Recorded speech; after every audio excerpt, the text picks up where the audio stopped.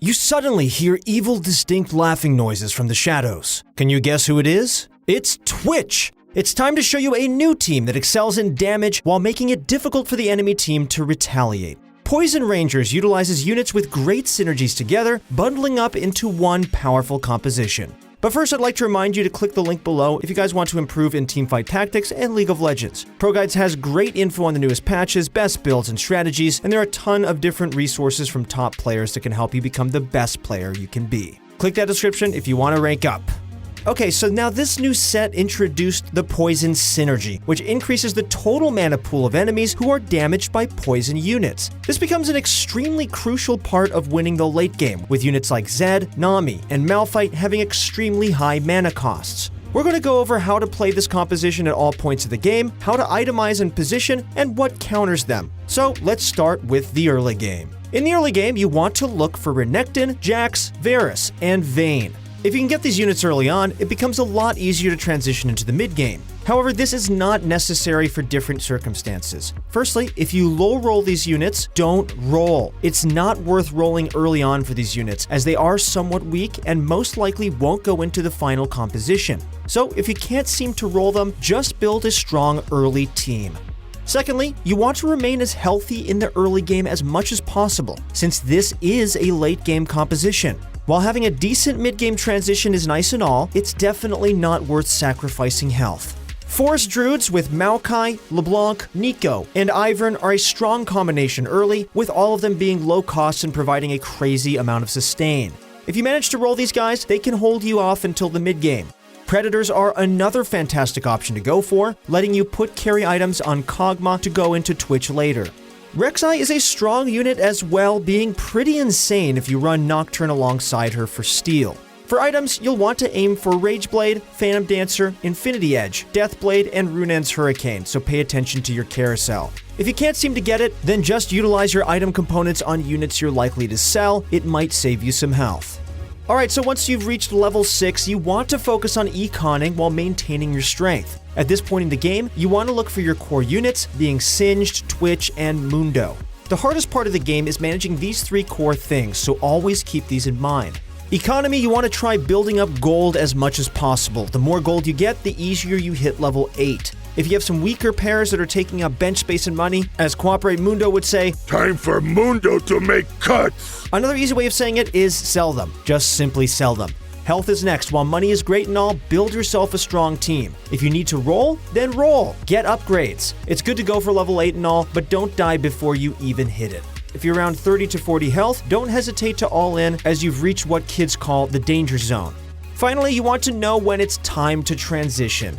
As great as Maokai and Ivern have been, if you get Kindred and Scion 2-starred, swap them. Get your stronger units in. At the same time, don't make your team weaker in the process. This is down to understanding the strength of units and knowing who to prioritize. In terms of building compositions, going 4 Rangers, 3 Berserkers is usually the go-to. This comp has decent damage and is easy to transition with. Swapping Berserkers like Renekton and Jax with Mundo and Scion, you can also progressively replace your Rangers, swapping Vayne with Twitch, Varus with Ashe, and so on. If you're having difficulties rolling Berserkers, then don't hesitate to go for Wardens as well. While the synergy is a little bit more awkward, Rangers need a frontline to survive. At this point of the game, going for Kog'Maw to get 3 poison with Twitch and Mundo can be a little risky. It is purely dependent on what you're fighting. Poison becomes stronger in the late game, as most units around that point have insanely high mana costs. However, mid-game units like Kindred, Ezreal, or Kog'Maw tend to have smaller mana pools. Poison can be insanely strong against summoners mostly, with their units like Malzahar or Azir tending to have pretty big mana pools. However, in general, don't weaken your comp if poison doesn't seem necessary. Around the end of the mid-game, you should already have 2 to 3 items for Twitch. You want to look to either make damage items for your Kindred or tanky items for your frontline like Olaf and Taric. We'll go into more depth about what items to look for and prioritize depending on the units you're running. And finally, before you level to 8, make sure you have enough gold. If you're leveling to 8 using 40 gold when you're weak, it's never worth it. Just use your gold to get yourself a strong level 7 team. If you have to, ditch poison overall. Top 4 is better than last.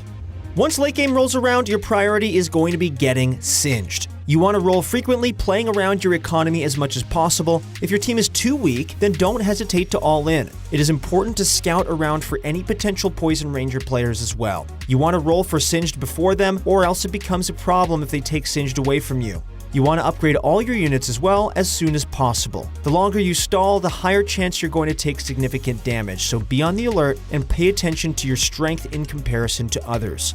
What units are you most looking for? Well, here are some examples of compositions you can run. For our first team, we have Scion, Kindred, Ashe, Twitch, Ezreal, Mundo, Singed, and Olaf. 4 Rangers, 3 Poison, 3 Berserkers, 2 Shadows, and 2 Glacials. This is a very well-rounded comp. You have to run defensive items on your Rangers if Assassins are running around, since Berserkers are not going to protect them. This composition deals a ton of damage and rounds the synergies together very well. Singed, Twitch, Mundo, Ashe, Ezreal, Kindred, Malphite, and Taric. 4 Rangers, 3 Poison, 2 Wardens, 2 Crystal. This utilizes Wardens for a more defensive composition if you're fighting Assassins. If you want to play even more defensive, you can remove Ezreal and Kindred for Janna, Nami to gain Mystic against Mages and Summoners as well, though you can only do this if your Twitch and Ashe are stacked with items to reliably get damage in. If you have the gold lead to hit level 9 with upgrades, then it's typically good to go for it. You ideally want to get a defensive unit last, since the composition is quite aggressive overall, so Janna, Malphite, and Nami are great filler units for that. If you find Lux, she might work with Shadow, Crystal, Ocean, and Inferno. She's not the most consistent with her synergies and doesn't help defend your backline, so it's sometimes better to skip her. Okay, now it's time to move on to items. What options do we have with this composition? Well, Twitch's core items revolve around bows and BF swords, so try to prioritize these items whenever you can. Rageblade is the most important item out of all of them, getting Twitch in the combination with the Ranger buff so that his auto is at insane speeds. Phantom Dancer and Guardian Angel work as a fantastic defensive tool to handle Assassins, which are usually Twitch's biggest threat. Deathblade is a strong item to utilize when facing against Summoners, since each of their Summoners count as a kill stack, which can quickly stack up to a lot of AD. Other items you can try to use are Bloodthirster, Infinity Edge, Rune's Hurricane, Hush, and Giant Slayer. Ezreal and Kindred are both similar, being 3-cost with spammable abilities. This lets them utilize Luden's Echo and Seraphs if you have an excess amount of Tear of the Goddesses. If you have a Luden's in the early game, Kog'Maw can use it as well. Thief gloves and defensive items are best used on your frontline, specifically Berserkers and Wardens. Olaf and Mundo are usually a priority in Berserkers, being the strongest and typically the harder ones to kill. Malphite and Taric are a priority for Wardens, being the strongest in terms of crowd control and utility. Singed works insanely well with tank items like Frozen Heart and Warmonks to keep them alive and consistently poison the enemy team. He also synergizes well with Morellonomicon, his burn effect being spread across the entire board. The only problem with Morello's is it's difficult to find units in a Ranger composition that can use it early, with Varus being one of the only good candidates. For Redemption, it's also better off on another frontliner, since Singed is most likely going to run away from your team. In regards to position, there are a lot of factors to include, so we're going to review them one by one.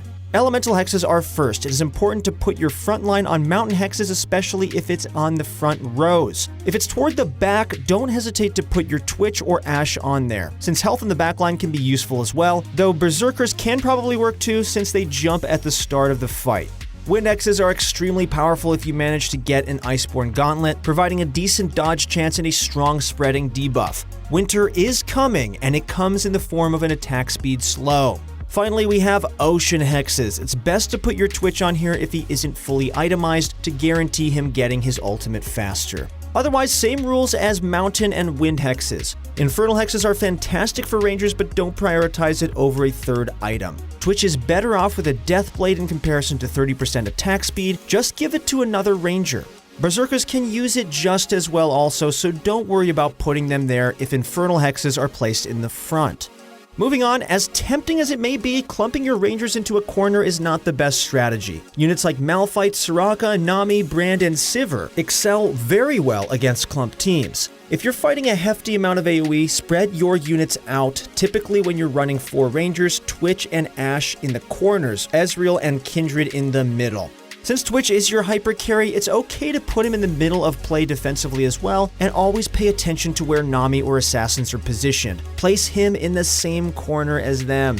If their Kha'Zix is on the left side of the map, Twitch should go on the left side as well. If you're running Crystal with Ashe Taric, then Ashe can bait out assassins and is a lot less likely to die. Berserkers, Wardens, and Singed are similar, where you want to spread them out most of the time.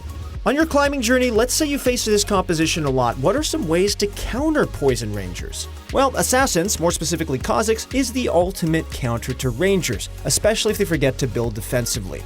If you run a Seraphs, i.e. Bloodthirster Kha'Zix, it's extremely difficult for Poison Rangers to handle him, especially since the poison doesn't do much to his mana pool, being only 40.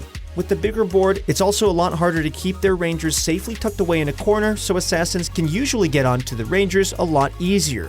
Mages or ability power carries are another strong option when facing against Poison Rangers, as long as you don't clump all your carries together. If you can get that one important Brand, Lux, or Veigar ultimate, you can easily turn the tides of the fight. Poison Rangers might increase mana costs, but they have a hard time getting Mystics in there without sacrificing a ton of damage. In terms of more specific counters, Jax with Iceborne Gauntlet can be absolutely insane against Rangers. If he gets his block up, then his guaranteed dodges along with the fast auto attacks from Ashe and Twitch can instantly spread an attack speed slow so large it affects the entire board. Braum in combination with Warden can stall for an insane amount of time as well. If you use Thornmail with him, he can also deal a heavy amount of damage to Rangers too, with his shield synergizing with Thornmail pretty good. Alright, well that's it for this guide. Poison Rangers are an insane composition to blast your enemies down with Twitch while stalling their mana pools to make sure they don't retaliate. Its high damage and utility makes this comp terrifying to fight against, having not too many options to fight against it. So what are your opinions of Twitch? Don't you agree that Singed is one of the best champions in the game? Let us know down below. We read all your comments. We want to hear you out. And if you guys are interested in getting better at TFT or League of Legends this season, then make sure to click the description link down below. Thank you so much for watching. Good luck in your next few games, and we'll see you on the Rift.